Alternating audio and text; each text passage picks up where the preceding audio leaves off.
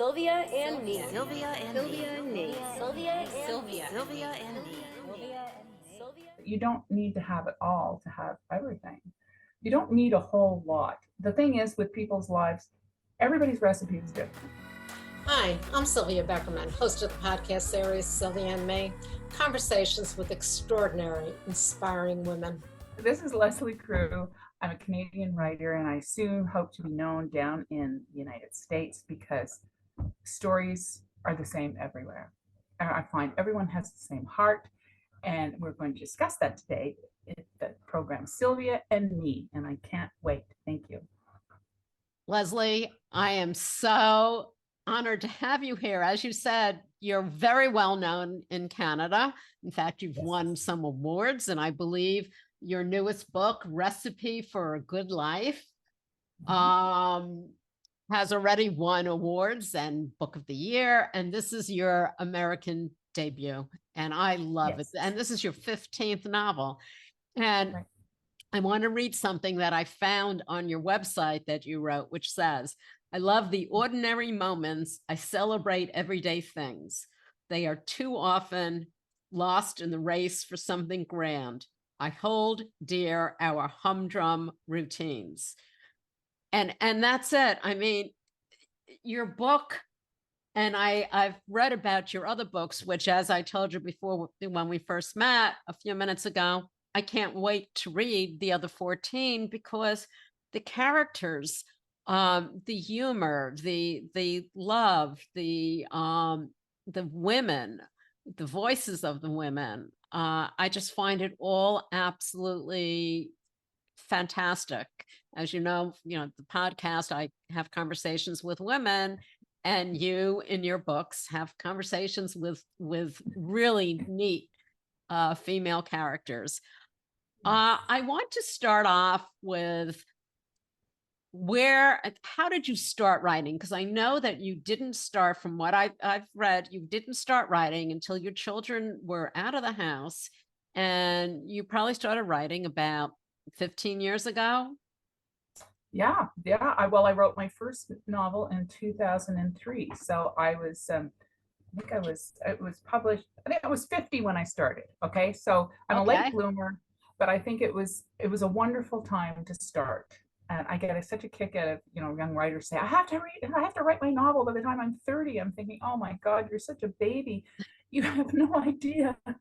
I mean, how fortunate you are to live long enough to be able to write a book that resonates with people. You don't know enough.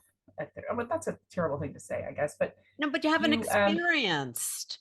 Yeah. I mean, look at all the memories, because I know the inspiration for a lot of this comes from your mother and your grandmother. I mean, in your 30s, you could write different things, because there are, we're not saying not to write, but it's never too late to start doing what you've wanted to do, what you have a passion, or you even just want to try, and you never know you really have that passion. Well, you never know, because I did everything the wrong way and it turned out absolutely right. So there you go. You don't have to know everything. Never took a course, never took, read a book, never did anything. And I just had a story that I needed to get off my chest. I really think my books are long-winded diaries. I loved English my mother was a kindergarten teacher, and she had us at the library before we knew how to read. So all my life I was surrounded by books. I love the feel, the smell, the crinkle of the library books, the pencil. Well, I'm so old that they used to have pencils to mark the date, the little date thing on the end of the pencil for the library books. I just love that world. I took English in university. I should have been a librarian, is what I should have been. But anyway, life got in the way. And so but I always, whenever I had something I was worried about or thinking about, I would always write it down, just even if it was a couple of sentences, because I find if you write something down, it sort of leaves your body, and then you're able to look at it from a distance and think, oh my gosh, is that what I think? Is that how I feel? And you're able to look at it sort of outside yourself. And so I've always sort of practiced that. And I can remember, because I moved from Montreal to Cape Breton, as a young wife and mother, I didn't have family around me, and I used to write letters home to my family, and my mother would say, "Lesley, you sound just like Irma Bombeck," because I love because it. I know, like I loved her. And what did she write about? She wrote about ordinary moments, ordinary things that everybody can recognize, see themselves in. That's what I was doing. I didn't realize that's what I was doing, but that's what I've done since. I'm just writing about things that either I'm thinking about, that are happening around me, and that I want an answer to. When I first started, yeah, my daughter was in the last year of high school, and I just went downstairs. It's kind of a long, convoluted story how I started, but I just wanted to write a story. We had lost our little boy, Joshua, to sudden infant death, like almost 40 years ago. And we had a little boy, Paul. He was 3, 4, and then Joshua died. And then we went on to have a little girl. And but because I was busy raising children in the midst of this horror, I I never really got to process the whole situation. It was just like it's all you just have to move on. You have to go on, but I couldn't get past it. And then because it was such a sudden infant death is just the first symptom is death. There's nothing that you can prepare yourself for. And so I spent years and years and years going down to visit. I was just getting really sick of looking at Joshua's name written in granite because that was dead to me. That was hard to me. And I thought, I need this little boy to come to life again because 20 years later, I lost my mother suddenly on an operating room table. So that suddenness brought everything back. And I knew I was in trouble the day I was taking my daughter to the movies with her friends, and they were laughing, and I was laughing with her. And I realized I had tears streaming down my face when I looked in the rearview mirror, and I realized, okay, I'm in trouble. So I went to get help, and they found out everything made sense once they told me that I had PTSD. That I was you can't, when your child dies in the safest place that they can be, like in their crib, in their home with the people who love them, you just can't get over that. So when Sarah came along, I was terrified to let her out of the house. So I'm really lucky that she was a very independent little girl. And so I didn't completely destroy her because I would have, because I didn't want her to go anywhere or do anything. And so it just was all bundled up into all of this loss. And I thought, okay, I don't want Joshua to be dead anymore. I need to put him in a book. I need him to live in a world where I can get at him, where I can see him, where if I'm missing him, I can go and visit him, and he's going to be a little boy, and I can read him stories and put him to bed, and just to write his name over and over again, because that's the thing. With a baby, they have a new name, and you're so excited, and then suddenly you don't get to use it anymore. So this way, with Relative Happiness, the very first book, he's in the book now. The mother, it's just a very small part of the book, but everything I wanted everybody to know about losing a child is in that book. Everything I needed to know for myself is in that book. But I couldn't go through it again, so the sister loses a baby, not the main character. The main character has a little boy named Joshua who lives and is a real sweetie pie. So I got to live that over again. So that's why I wrote. I had no intention of ever having it published. I wasn't interested in anybody reading it. This was just for me. So that's what I did. And I've always done, and I've done that since. I write for me. Lesley, doesn't matter if I have an audience. First of all, so that's how I got started. One of the things that I want to do is thank you so much for telling that story, because there are so many people who think that there should be a time frame on grief, on processing. They don't understand what PTSD is.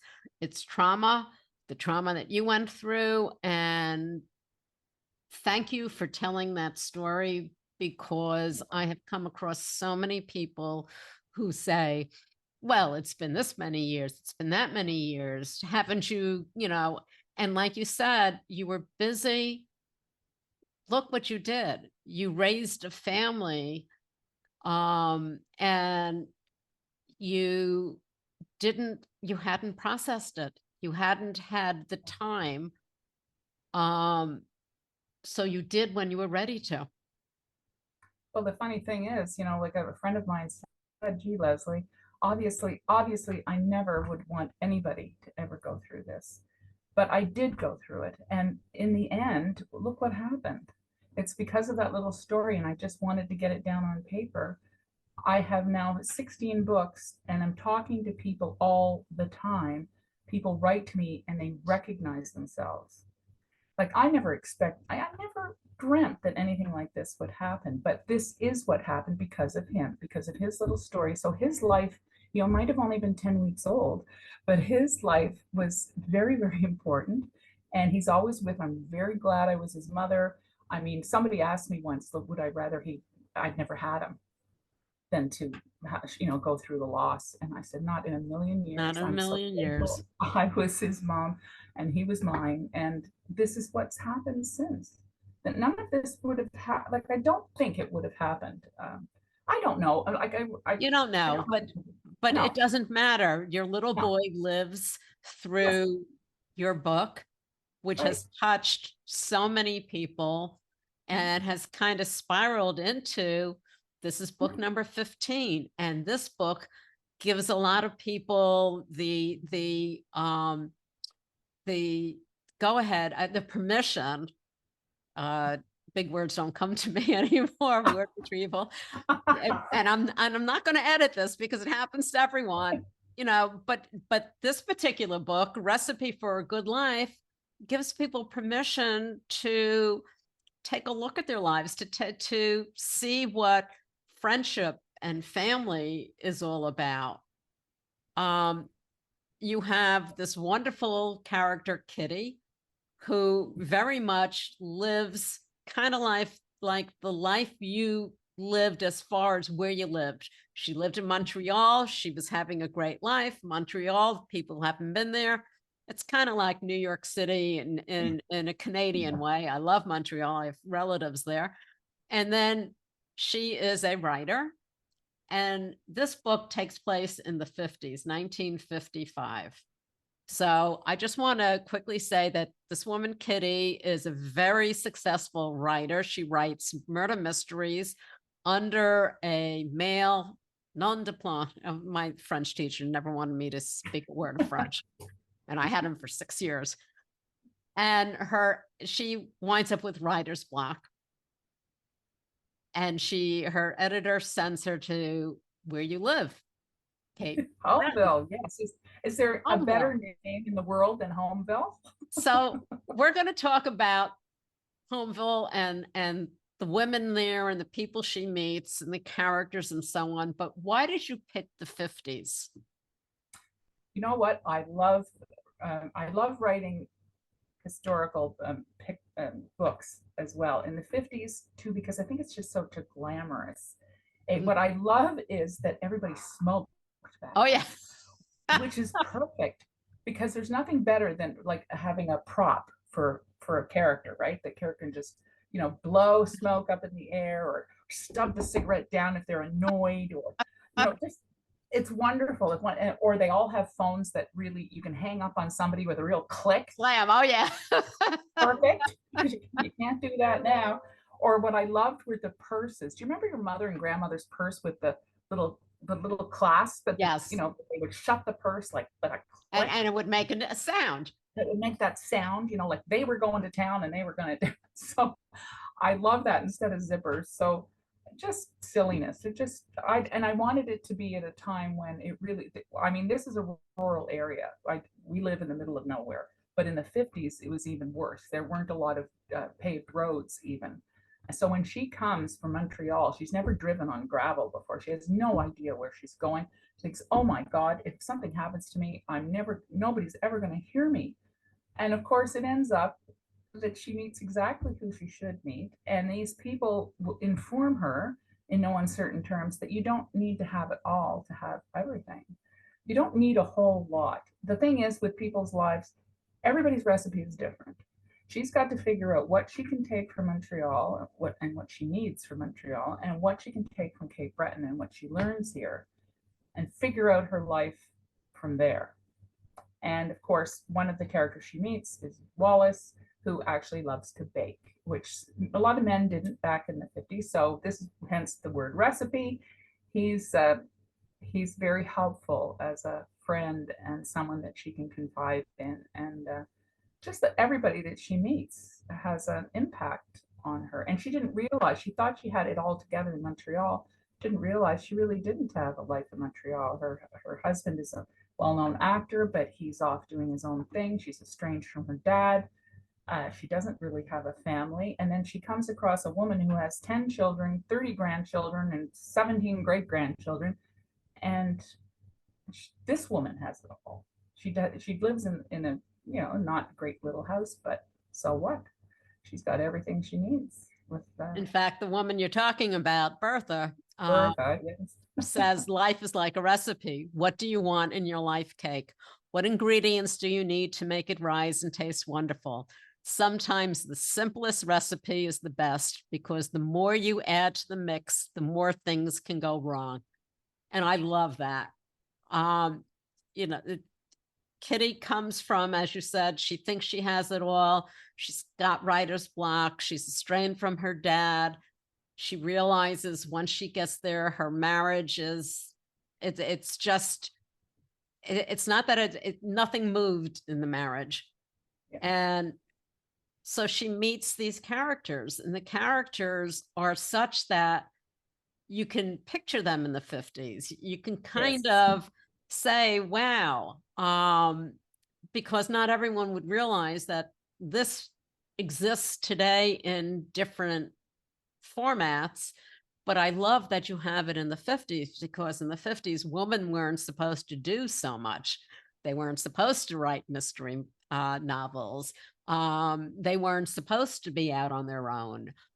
Her husband wanted her, back home, couldn't imagine her going away, although he used to go out on movie shoots, on sets, and be gone for weeks. But when she says she's leaving for 2 months, he's like, you can't do that. Who's going to make me dinner? And that just leads into totally Recipe for a Good Life.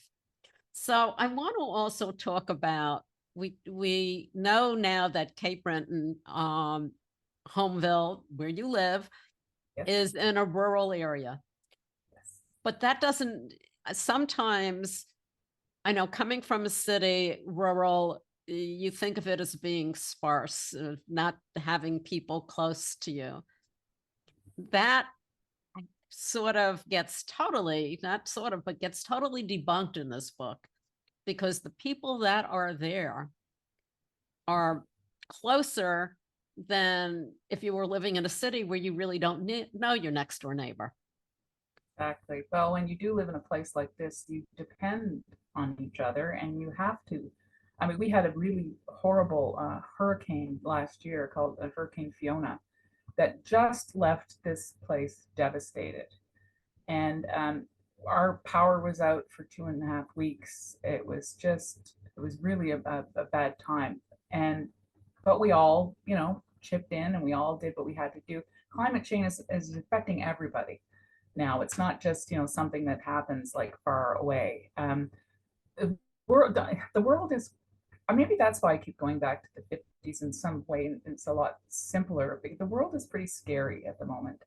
And I think I like to dip my toe back in a time where it seems like things were a little simpler, or, and maybe they weren't, but I don't know. Just a time that I'm looking for comfort, I guess. And it's comfortable for me to remember. I mean, I was born in 55, so that's the only reason I picked 55. But I remember my grandmother in my grandmother's house, and the phone with the party line. And everybody, our ring was. My grandmother had one also. I know, my gosh. And there was always somebody who listened in. I mean, that's universal. It was so funny. I've been doing all these podcasts in the States, and people say, well, how is the story going to connect with someone down in, the Midwest? And easy. I thought, my gosh, well, I'm assuming that down in the United States, they have dysfunctional families like they do in Canada. Oh, I think so. No one has a monopoly on that. But like I said, the human heart is the same everywhere. a story can take place anywhere. And in this day and age, when we've all seen Netflix films from everywhere around the world seems a little smaller.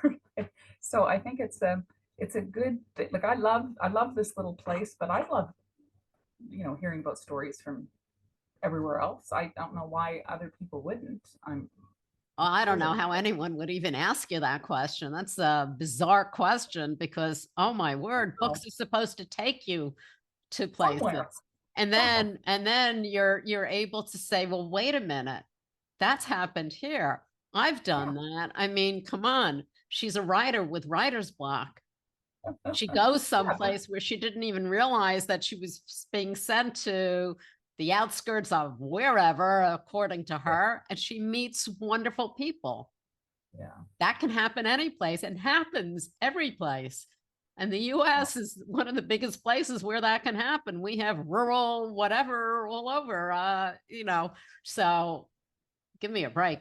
But it's true. People do. They think, I don't know why. I don't want to constantly read stories that take place in my area. I want to read about something that happens somewhere else. But the thing is that people, I think they're worried that maybe people wouldn't understand.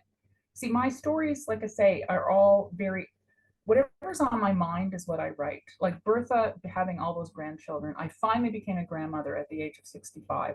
I finally became a grandmother at the age of 70. So give me a break. It's never too late. It's never too late. Oh my God, it's just so absolutely fabulous. So she was the first character I thought of because being a grandmother is my whole world at the moment.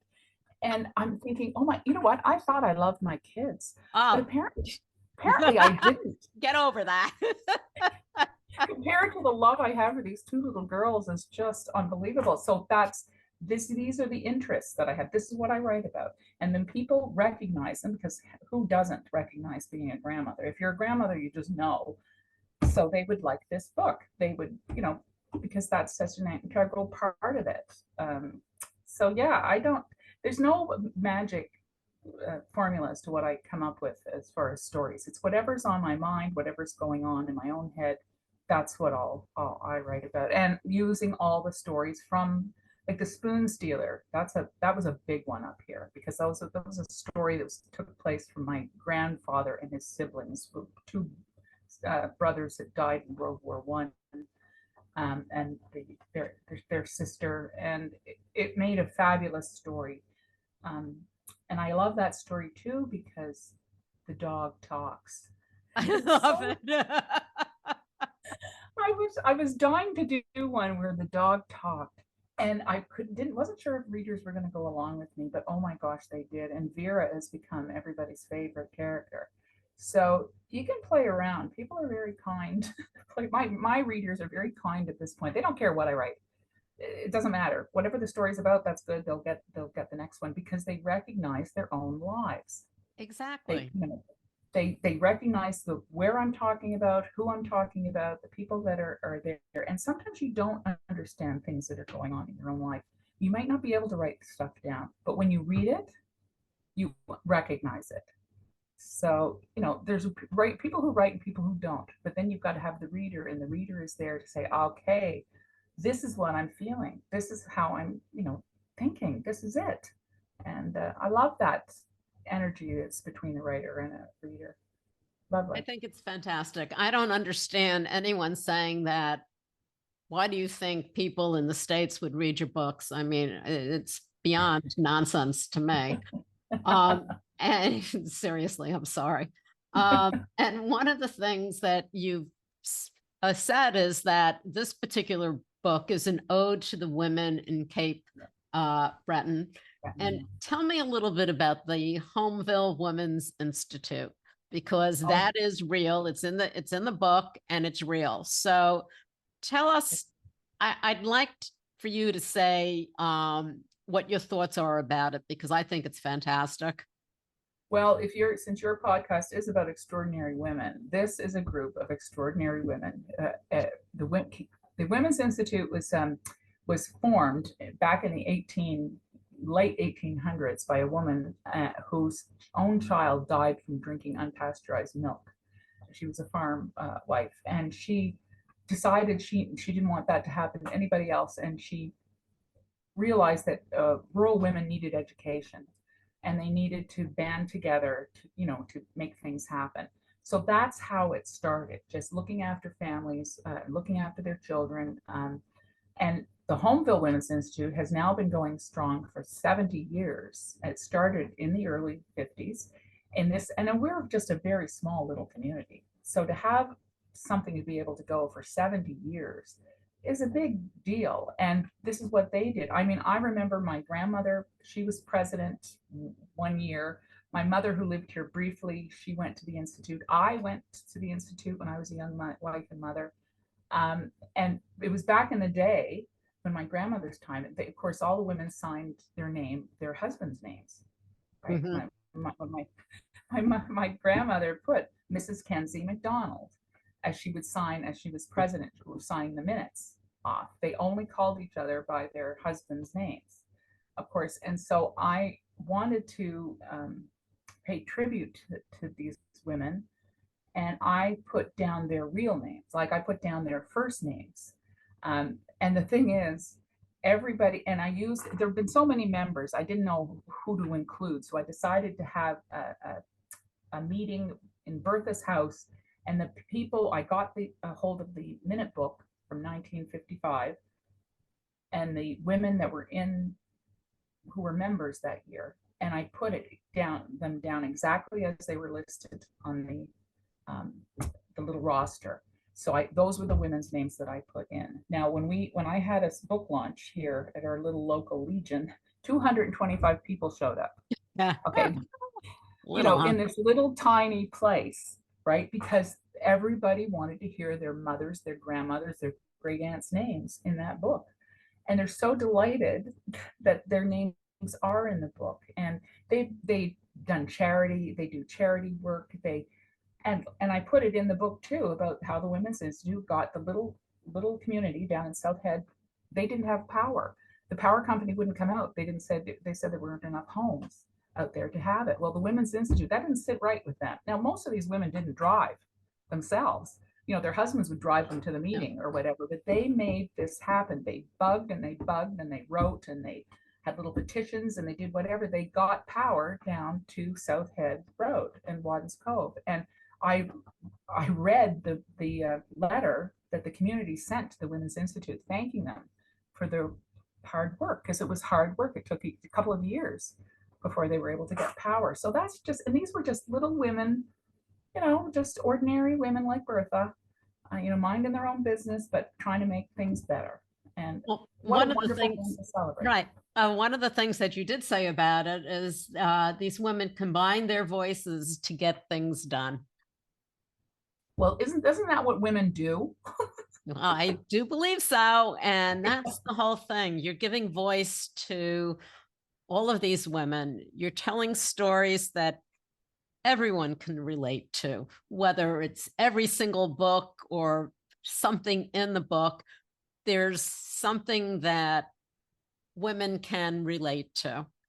Whether it's in a city or it's rural, whether it's in Montreal, Cape Breton, or any other place you put any of your stories, they're relatable.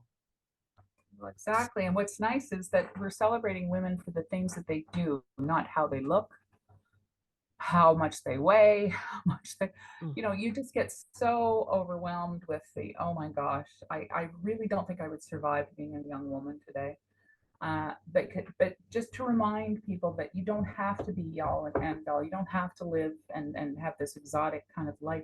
Your life matters. It doesn't matter where you are and what you do. Your life matters if you let it. And I just love these women. I just, they maybe to the world, to an influencer, they had no influence. They had big influence. Their voices. Yes, their voices are being heard. Give me a break. Exactly. I just love it. And Lesley, I know that you're on to book number 16 now, that comes out in June. So I have a lot of reading of your books to do, as I told you before then. I love the title, Death and Other Inconveniences. Yeah, Death and Other Inconveniences. Now, the title will tell you that it's not serious. It's funny, and I'm not particularly talking about death, although the very first page is the man's obituary. So this is how it starts. But we're not going to know about him. His name is Dick. So Oh, well, yeah, we don't want to know whatever. about Dick. We don't care about Dick. No, we But don't. what we do care is about the life that you lead after someone death. I mean, maybe it's because we've had so much death in this. Like I've gone through a lot of loss. I know all about it. I feel that I can make not fun of it, because obviously No. not. But there are things when you lose somebody, the things that are very inconvenient. Like my husband, I think again, he had just had heart surgery, and he said, Les, if something happens to me, he said, you won't be able to turn on the remote. You won't be able to watch the TV because you don't know how it works. So that's an inconvenience. That's sort of thing. Oh my God, yes, that's right. What do? I can't watch TV. I'm not going to get the snowblower going. I can't get the generator on. Well, the snowblower, you call a guy. Oh, Remote, really? you should find out. Otherwise, you'll be like me when I had to do something for my grandson. And when he was first born, the infant thing, I put it on YouTube to find out how to, change the whatever. But snowblower, you call the guy. That's the only reason why I wrote this story. It's just because I did have a friend who lost her husband, and she was clueless about everything and the stuff she had to go through. And it was funny, some of the stuff that she had to go through, because her husband didn't make any kind of arrangements about, he really was a dick. And and so her life was completely uprooted.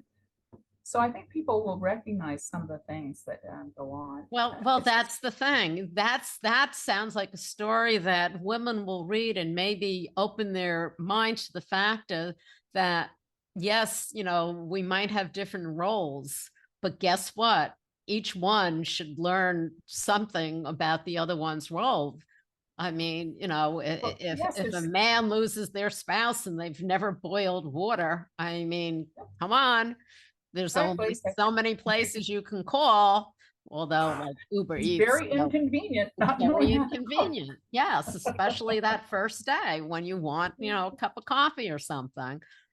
Lesley, this has been absolutely fantastic. I think you're on your way to being a hit in America. I don't care what anyone says. It's nonsense. I mean, Montreal is only 8 hours away by car, and I don't know where Cape Breton is, but I bet you anything it's not.